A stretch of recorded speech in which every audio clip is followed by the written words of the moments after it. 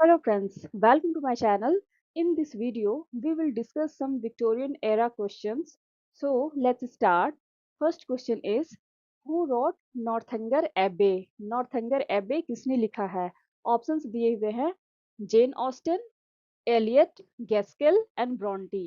तो इसका correct answer क्या हो जाएगा? नॉर्थेंगर एबे ये जेन ऑस्टन का लिखा हुआ है।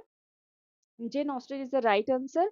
नॉर्थेंगर एबे में एक कैथरीन नाम की कैरेक्टर होती है, कैथरीन मोरफील्ड, जिसे ये हॉरर मूवी देखना या फिर हॉरर नॉवेल पढ़ना बहुत ही अच्छा लगता है। तो इस उसी के बारे में, कैथरीन के बारे में ही बताया गया है। इसका मेन कैरेक्टर मीन्स प्रोटागोनिस्ट क्या हो जाएगा? कैथरीन। और ये नॉर्थेंगर एबे जो है ये प्लेस का नाम है जहाँ पे ये जाकर के विजिट करती है। और नॉर्थेंगर एबे जाने के बाद इसका जो होता है ना, क्या हॉरर देखना इसे बहुत अच्छा लगता है, हॉरर नॉवेल पढ़ना अच्छा लगता है। और ये वैसा ही इमेजिन कर लेती थी कि ये सच में ऐसा होता होगा। लेकिन बाद में नॉर्थेंगर एबे जाने के बाद इसे ये इमेजिनेशन और रियलिटी के बीच डिफरेंस करना सीख जाती है। इसी के बारे में पूरा इसमें कैरेक्टर इसका दिया हुआ है, कैथरीन का। तो करेक्ट आंसर इसमें हमारा क्या हो जाएगा? Jane Austen. Next, who propounded objective correlative? Objective correlative किसने प्रोपाउंड किया था, किसने इसका ऑब्जेक्टिव कोरिलेटिव टर्म दिया था? तो इसके ऑप्शंस दिए हुए हैं John Keats, Browning, T S Eliot and Matthew Arnold. तो इसमें ऑब्जेक्टिव कोरिलेटिव जो है ना, वो वॉशिंगटन एल्स्टन करके नाम था, उस वो बंदे ने दिया था, वॉशिंगटन एल्स्टन। लेकिन इसे टीएस इलियट ने फेमस कर दिया। एल्स्टन नामक आदमी ने इस टर्म को खोजा था, लेकिन इसे टीएस इलियट ने इसे फेमस बनाया। और हैमलेट एंड हिज प्रॉब्लम्स जो 1919 में आया था, ये जब टीएस इलियट ने लिखा तभी से ये टर्म ज़्यादा फेमस हो गया। अब ये ऑब्जेक्टिव कोरिलेटिव होता क्या है? तो ऑब्जेक्टिव कोरिलेटिव होता है ना, क्या एक इवेंट्स का एक चेन होता है, चेन ऑफ इवेंट्स मीन्स जो जो इवेंट्स होते हैं ना, वो एक दूसरे से बंधे हुए होते हैं। जैसे सपोज यदि हम कुछ ऐसे हॉरर वाला यदि हम मूवी देखते हैं या फिर हॉरर वाला कोई नॉवेल ही पढ़ते हैं, तो गॉथिक नॉवेल पढ़ते हैं, हॉरर वाला नॉवेल पढ़ते हैं, तो उसमें ये होता है ना, क्या हॉरर का इमेजिनेशन, उसमें ऑथर बताते हैं कि कैसा एक सुनसान रास्ता है या फिर जंगल का दिखाया जाता है। उसमें वहाँ पे रात का सीन क्रिएट किया जाता है, वैसे म्यूजिक बैकग्राउंड में बजाई जाती है। तो हमारे मन में वैसा डर, फ़ियर वाला ऐसा भाव आ जाता है ना, हम डर जाते हैं ऐसा हॉरर वाला मूवी देख कर के या फिर। और यदि यदि यही वाला ये ऐसा सिचुएशन यदि क्रिएट किया जाएगा कि ये जो मूवी होगा वो ऐसे बनाया जाएगा, दिन में बनाया जाएगा, तो हमारे अंदर वो फीलिंग नहीं आ पाएगी, हम हमारे अंदर वो डर ही नहीं आ पाएगा। तो इसे ही ऑब्जेक्टिव कोरिलेटिव कहते हैं। मीन्स ये एक चेन ऑफ इवेंट होता है, इवेंट एक दूसरे से कनेक्ट होते हैं।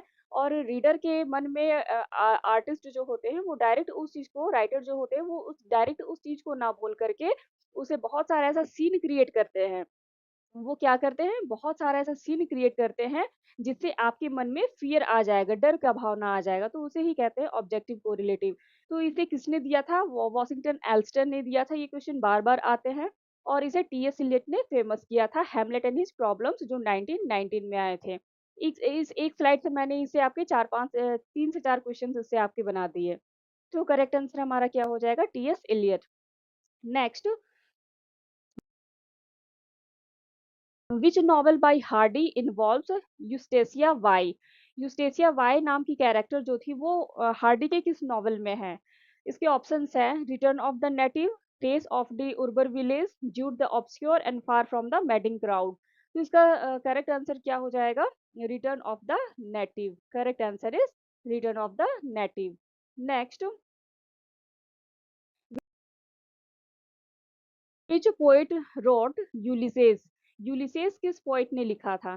तो इसके ऑप्शंस दिए हैं, options are Tennyson, Browning, Arnold and Rossetti. तो इसका करेक्ट आंसर हो जाएगा टेनिसन। टेनिसन ने यूलिसेस का पोयम लिखा है। नेक्स्ट हमारा हो जाएगा,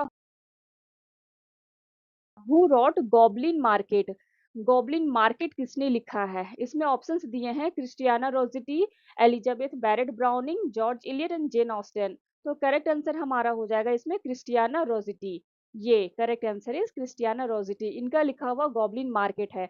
ये बहुत बार टीजीटी, पीजीटी में भी क्वेश्चन पूछा गया और नेट में भी पूछा गया है, हू रॉट गॉबलिन मार्केट ऐसे करके। तो करेक्ट आंसर हमारा हो जाएगा Christina Rossetti. Next, who wrote the importance of being earnest. The importance of being earnest किसने लिखा है? Options are Oscar Wilde, G B Shaw, Charles Dickens and Matthew Arnold. तो करेक्ट आंसर इसमें हमारा हो जाएगा ऑस्कर वाइल्ड। ये the importance of being earnest जो है वो ऑस्कर वाइल्ड का लिखा हुआ है। Next, which poet wrote crossing the bar. Crossing the bar किसका लिखा हुआ है? या ये बार कवर हो गया है, क्रॉसिंग द बार ये लिखा हुआ है यहाँ पे बार। तो बार किसका हो जाएगा क्रॉसिंग द बार? तो इसमें ऑप्शंस दिए हुए हैं Tennyson, Arnold, browning and Rossetti. तो करेक्ट आंसर इसका हो जाएगा टेनिसन। ये अल्फ्रेड लॉर्ड टेनिसन का ही क्रॉसिंग द बार पोएम लिखा हुआ है। Next, who wrote Daniel Deronda. Daniel Deronda किसने लिखा है? Options are George Eliot, Thomas Hardy, William Thackeray and Elizabeth Gaskell. तो इसका करेक्ट आंसर क्या हो जाएगा? डेनियल डेरोंडा जो है वो जॉर्ज इलियट का लिखा हुआ है और इनका ये लास्ट नॉवेल है। इनका ये हो जाएगा लास्ट नॉवेल। और सबसे फर्स्ट नॉवेल इनका क्या हो जाएगा? ये मेरा एक और वीडियो है, उसमें मैंने फर्स्ट नॉवेल का इनका ये क्वेश्चंस ऐड की हूँ उसमें। तो फर्स्ट नॉवेल इनका हो जाएगा एडम बेड करके, ये इनका फर्स्ट नॉवेल है। Adam Bede, Adam Bede is first novel of George Eliot और डेनियल डेरोंडा इनका लास्ट नॉवेल हो जाएगा। Next question, who wrote Mary Barton. Mary Barton किसने लिखा है? Options are Elizabeth Gaskell, George Eliot, Charlotte Bronte and Jane Austen. तो correct answer इसमें हमारा हो जाएगा एलिजाबेथ गैस्कल। एलिजाबेथ गैस्कल का मैरी बार्टन लिखा हुआ है। Next, who wrote Ruth. Ruth को किसने लिखा है? Options are Elizabeth Gaskell, George Eliot, Charlotte Bronte and Hardy, Thomas Hardy. तो करेक्ट आंसर क्या हो जाएगा हमारा? रुथ जो है वो एलिजाबेथ गैस्कल का ही लिखा हुआ है। Correct answer is Elizabeth Gaskell. Next, who wrote scenes of clerical life. Scenes of clerical life किसका लिखा हुआ है? Options are George Eliot, Gaskell, Bronte and Hardy. तो करेक्ट आंसर इसमें हमारा हो जाएगा जॉर्ज इलियट। ये जॉर्ज इलियट का ही सीन्स ऑफ क्लेरिकल लाइफ लिखा हुआ है। नेक्स्ट, हु रॉट पोएम्स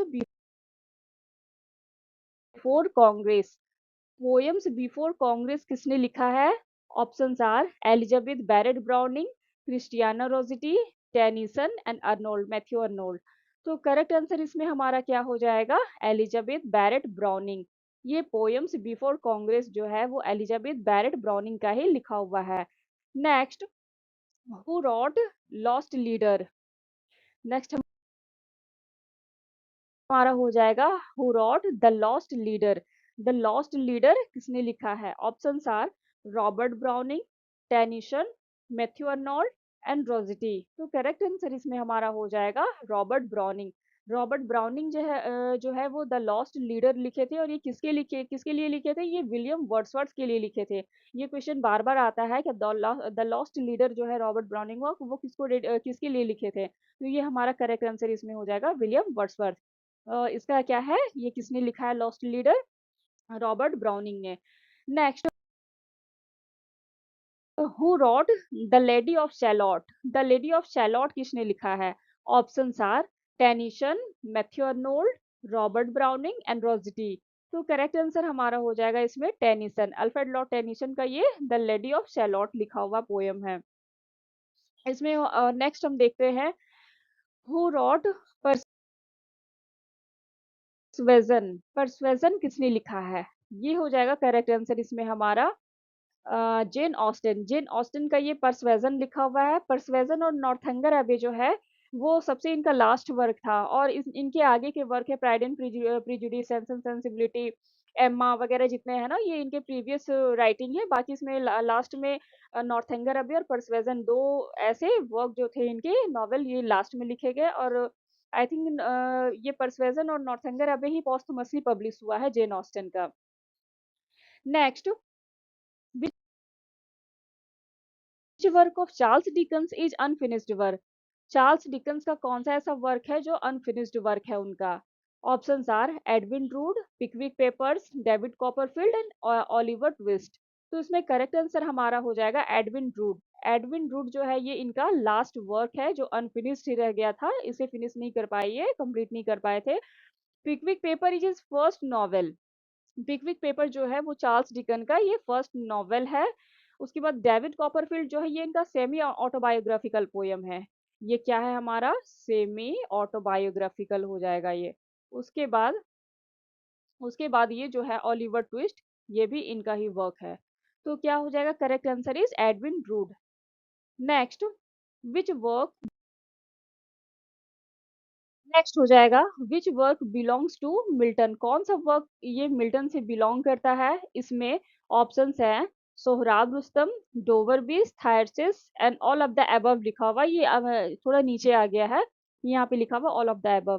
तो मिल्टन के वर्क जो है ये सारे मिल्टन के ही है, तो इसमें हमारा correct answer all of the above ही होगा, क्योंकि सोहराब रुस्तम भी मिल्टन का ही है, डोवर बीच ये पोयम जो है वो मिल्टन का है, थायरसिस एलेजी है, ये भी मिल्टन का है। तो इसमें करेक्ट आंसर क्या हो जाएगा? all of above. So, in which year GB Shaw awarded Nobel Prize? GB Shaw को नोबेल प्राइज कब मिला था? Options are 1925, 1932, 1907 and 1949। तो इसमें हमारा करेक्ट आंसर क्या हो जाएगा? जीबी शॉ को सबसे पहले इसमें 1925 में नोबेल अवार्ड दिया गया था। 1932 में गेल्सवर्दी को मिला था, ये गेल्सवर्दी जॉन गेल्सवर्दी को हो जाएगा। और 1907 में रुडयार्ड किपलिंग को मिला था, रुडयार्ड किपलिंग को। और ये रुडयार्ड हो गया, रुडयार्ड किपलिंग। और 1949 में विलियम फॉकनर को मिला था। ये क्वेश्चन जो है ये हमारे डायरेक्ट पीवाईक्यू से ही मैं यहाँ पे दी हूँ, ये पीवाईक्यू में है। और पीवाईक्यू में फ्रीक्वेंटली आस्क्ड क्वेश्चन में बहुत बार ये पूछा गया है, तो इसमें हमारा हो जाएगा विलियम फॉकनर। तो correct answer is 1925। Next, Sartor Resartus is a work of, Sartor Resartus किसका वर्क है? Options are Thomas Carlyle, Robert Browning, Tennyson and George Eliot. तो इसमें करेक्ट आंसर हमारा क्या हो जाएगा? Thomas Carlyle. ये थॉमस कार्लेली का सार्टर रिसोर्टस वर्क है। Correct answer is Thomas Carlyle. ये हमारा लास्ट स्लाइड हो गया। I hope you enjoy this session. Like and subscribe for more. Thank you, bye, see you in next video.